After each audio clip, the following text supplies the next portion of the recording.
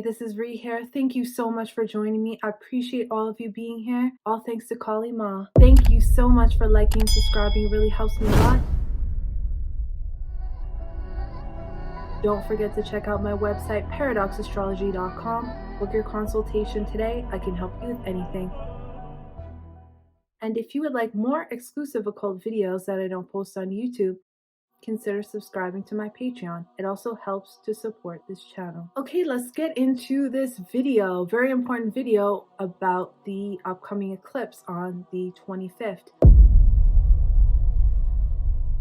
Now on your screen there is the cities that will be affected. These are the ones that will be able to view this eclipse, but that doesn't mean that only these cities are affected. Now, remember, it's a microcosm and the macrocosm, which is very important to understand. When the cities are visible, we can see events occurring within these cities, but also in the micro, we can see individuals being affected. So it's everything at one time. Everybody gets affected in a different way, but we tend to see the most action within these cities. Now, a lot of people are talking about the April eclipse as being the great American eclipse. And this is true because it is very visible within the US. But there are major cities, as you can see, such as Washington and New York, which will be affected. And we're going to talk about that. I'm also going to have a separate video just speaking about the US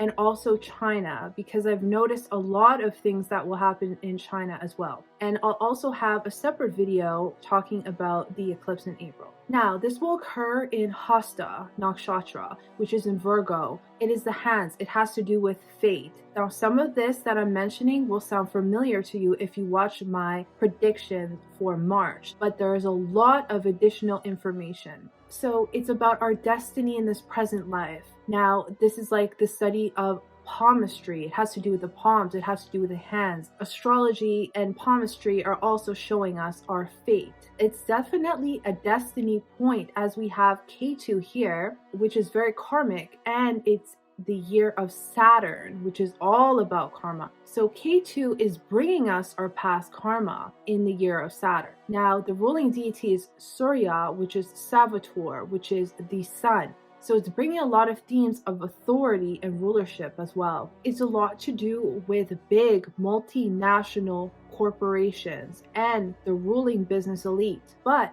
it also has to do with trickery and deceit. The symbol being the clenched hands, which is the secrets within, and also it can be a symbol of aggression. It can be the wolf on Wall Street, the stockbroker who will do anything to get ahead. And then it's also about the one that he employs, who does not get paid what he's worth. Those are two Hasta archetypes. The man who works all day with his hands and gets ripped off for his time. When we talk about the wolf on Wall Street, the stockbroker type, it also relates to having Venus in Purva Bhadrapada in the 6th house, which is creating conflicts by being two-faced to accomplish the mission. Greed, ambition, and the inability to let things go will come up. But it can also mean strength and cooperation by being punctual, having motions and robotic traits, doing something over and over again, which is kind of like a factory worker working with his hands. This is what Virgo is a lot about, and the perfection within that. This is the handyman of the zodiac. It can be the man who works, like I said, all the time and gets paid less than he deserves, cheated by another Hasta who is the corrupt businessman. Now, Jupiter in the 8th house will be dealing with other people's money as well. This Pada falls into the Mars Navamsha, so it's an expert at underhanded activity.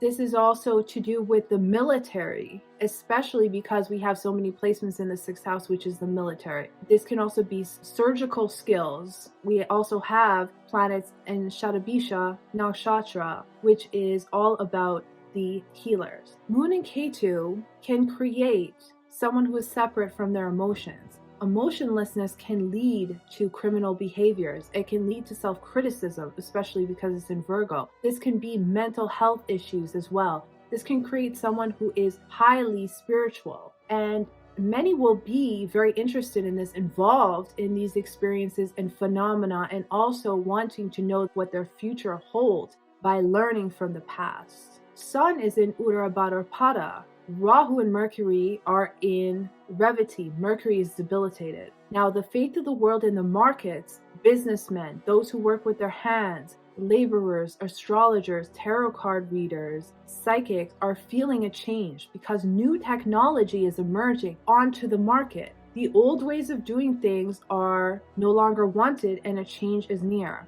but not always welcome. There's possible issues with money. Many manual jobs may be lost due to greedy businessmen. The labor force, this includes transport, the entertainment industry, will be frustrated and loss of income in the homelands. This is also seen in the 6th house, as we have Saturn, Venus, and Mars conjunct.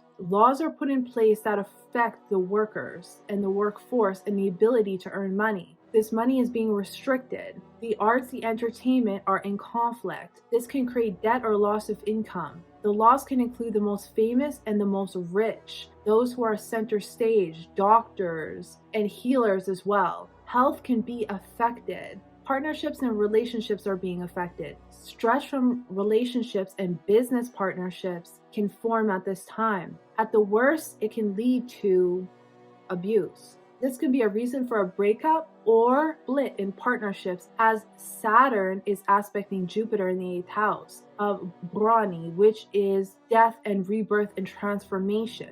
Venus is also in Brahmi in the Navamsha, signaling the same. This is also in the nakshatra of the Yoni, so be cautious of SA.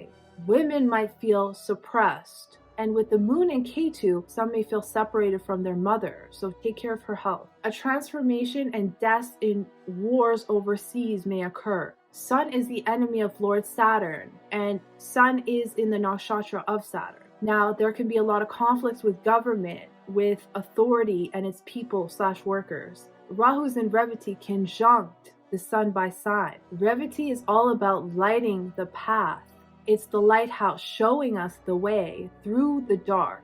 It's the shepherd. This can be illuminating the path for you if your Rahu is strong, or if you have a connection to the divine. Or this can show that a con man type, authority type, or a guru type who is leading you astray. A leader who has his own agenda that may be motivated by greed and emotion rather than logic.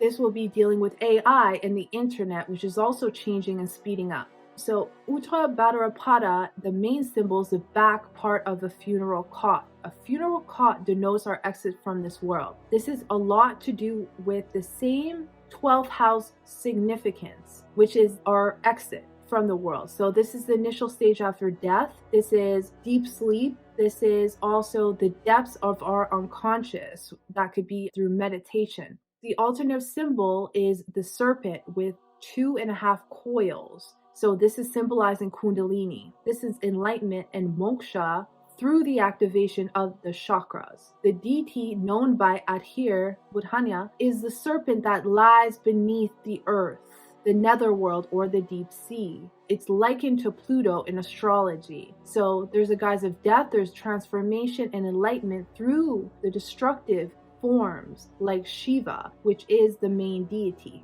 Sun is the lord of the 12th house, making this ever more spiritual placement. For those who are not spiritual, this can foresee an ending or a death of something within their lives that may be sudden because of the impact of Rahu, and also can show a potential problem while traveling in foreign lands. Rahu is amplifying this energy of enlightenment. The world is waking up. I'm having so many clients asking me about mantras and meditations more than ever, which is amazing. And this is people of all ages. The masses want to reconnect to who they really are. They want to find their true power within. This will continue, especially as Saturn enters Purva Bhadrapada on April 6th.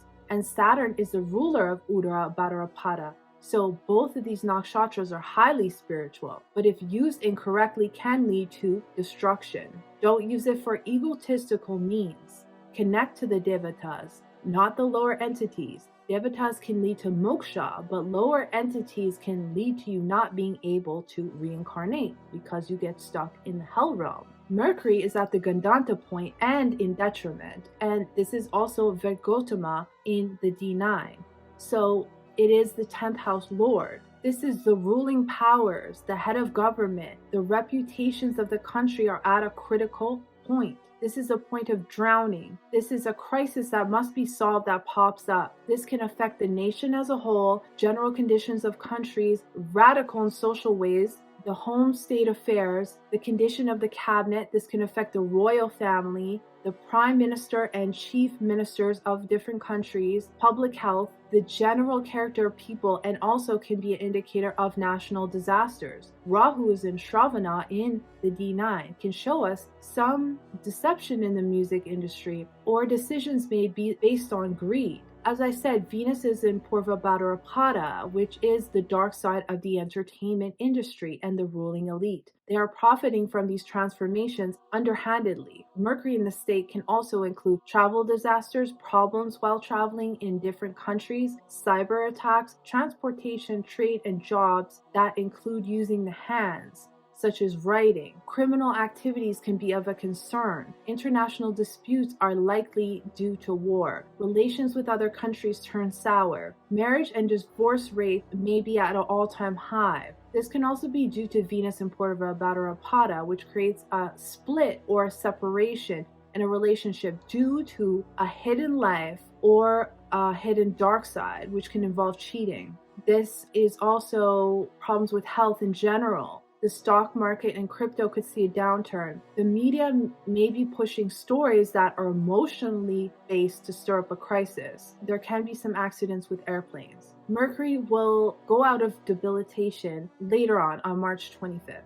Now, the professions that this will affect is manual laborers, anyone who works with their hands. So for example, mechanics, people who make jewelry, gymnasts, it could be the paper industry all the way to people who do hair and beauty products, farmers, food production, stylists, artists, anyone who reads fate for a living, anyone you can think of. Basically, there's such a wide variety of people that this can affect. So that's just a little bit about what I see with the upcoming eclipse. Stay tuned for my next video. I appreciate all of you watching. Thank you so much. I'll see you in the next one.